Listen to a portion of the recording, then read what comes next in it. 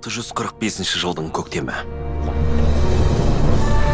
Таң елінің ханы Исемин Когурё елін жаулап алу үшін қалың әскермен шабуыл жасайды. Арнайы жасағының саны миллионнан асса. Жаулап алған елдерден қосып алған жасағын қосқанда тіпті еселене түседі.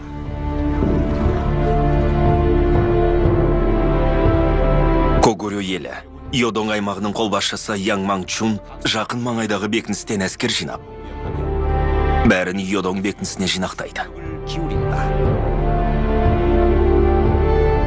Таң елі Йодong бекінісін тартып алу үшін негізгі жасақты жұмылдырып, шабуылға жібереді.